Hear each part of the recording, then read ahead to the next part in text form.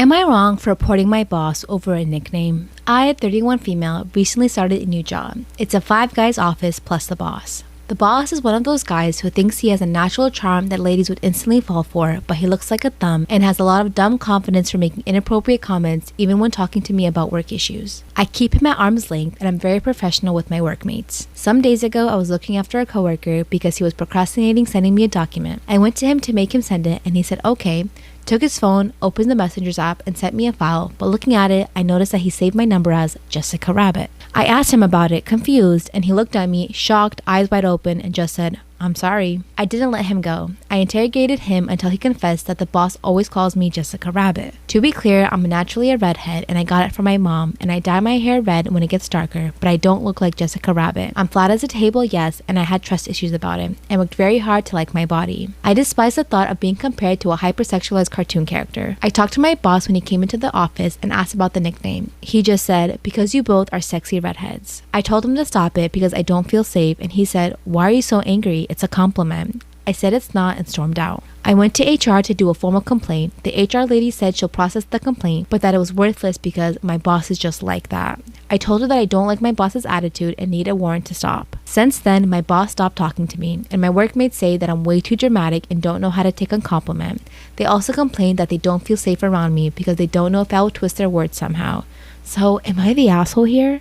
Am I wrong for refusing to pay for my gay son's tuition after he came out to his family? My 40 female son, 19 male, came out to my husband 40 male and I when he was 14 years old. My husband and I are both atheists and support the LGBTQ community, and we're both proud of our son for coming out. However, my husband's mother is a devout Catholic and is extremely intolerant of gay people. She is wealthy, and my children were told from a young age that their college would be paid for as long as they attended a private Christian or Catholic school. She believes this will keep them from partying, having premarital sex, etc. I don't agree with this and have argued my children getting the best education possible regardless of the school's religious affiliation should be her top priority, but she refuses to change her mind. My son chose a Christian college one state over to attend. He graduated with a lot of college credit from taking many AP classes in high school and will be done in 3 years as opposed to 4. He currently just began year 2, which has already been paid for. During Labor Day weekend, he came home to celebrate his grandma's birthday. He told one of his cousins that he was talking to a boy at his college and thought he could trust him. He seemed supportive according to my son, but he told his mom and dad, and my husband's sister and her husband are just as religious as my mother-in-law and outed my son to her. She is livid and called me and informed me that she will not be making any future payments toward his tuition and told me to relay the message to him as she will no longer be speaking to him. I have told him many times not to come out to his grandma, cousins, aunt, or uncle until he was through with college. I hate that he can't be himself, but my husband and I cannot afford his college. I do not like my mother-in-law and will be going no contact once my other 2 children, 15 and 13, get their chance to have their tuition paid for as well. My son is okay with me wanting to do so for the sake of his siblings. He will unfortunately have to take out student loans and eat the cost of his final year. My son is obviously devastated. He both will not have his final year of college paid for next year and that his cousin is not someone he can trust. He now wants me and my husband to foot the bill next year. We have $25,000 saved up currently that we plan on using for much needed kitchen renovations. Our oven barely works, our dishwasher doesn't work at all, and all the kitchen itself is worn down and outdated. My son is calling me an asshole for prioritizing a remodel over his education. We've explained to him our kitchen is falling apart and is much needed and is nowhere near the cost of his tuition, so even if we postponed it, we would still be short as his private school is very expensive.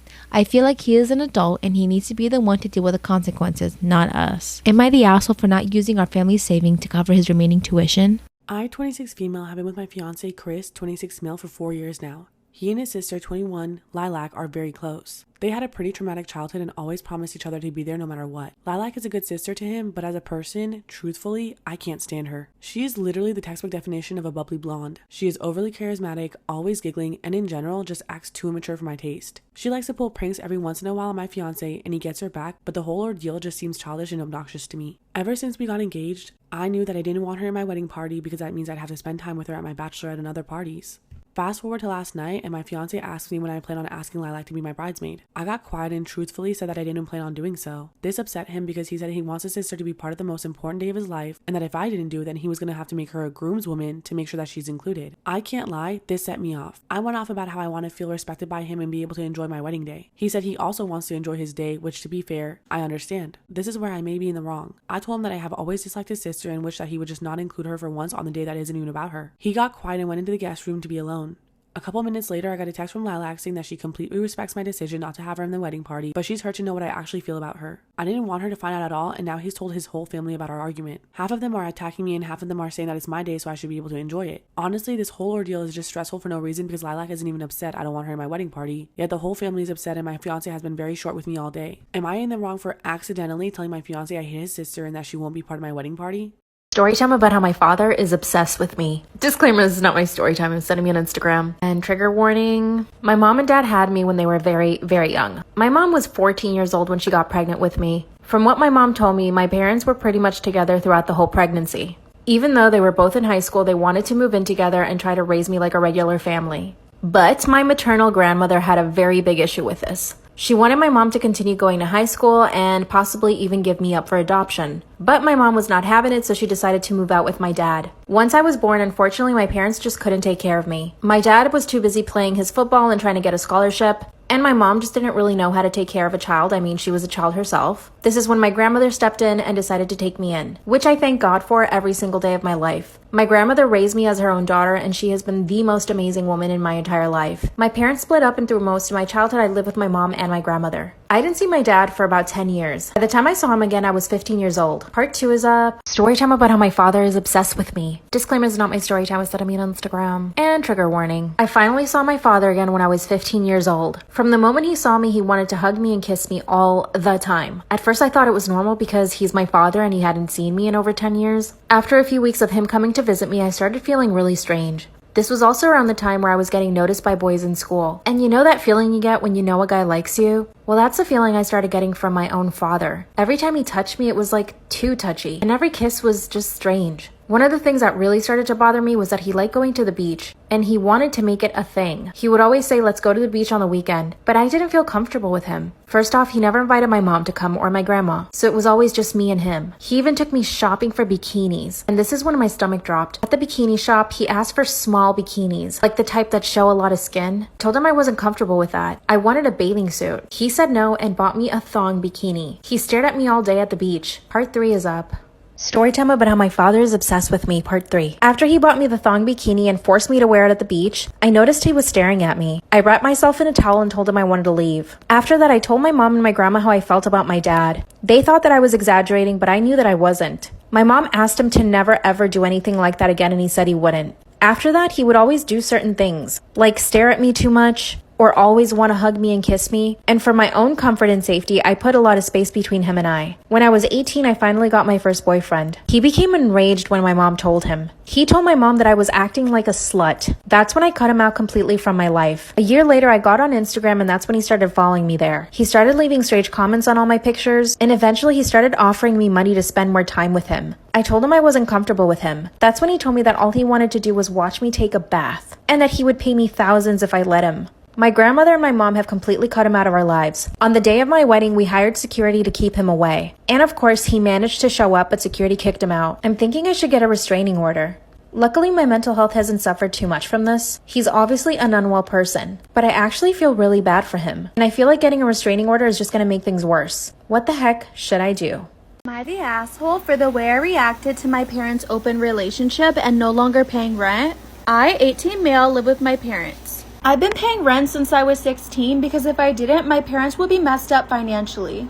My parents told me they're seeing someone and that the relationship is open, and I didn't care since it wasn't affecting me. Until the guy they're seeing started staying nights. He treats the place like it's his, tries to tell me what to do, and eats all of my food. I tried talking to my parents about it, but they said it's their house so they can have who they want here. I really tried to put up with it until this guy tried to discipline my dog. I flipped out because it was most certainly not the way you discipline a dog, and I was already really tired of his shit. Am I the asshole for the way I reacted to my parents' open relationship and no longer paying rent? I yelled the house down, called him the C word, a piece of S, freeloader, and some more vile stuff that was probably way too effed up to say here. My parents rushed to see what's going on and tell me off, but instead I told them off. I called them terrible parents and said they could shove their house up their butts. I said I'm not going to pay rent to live in a house I have no say in.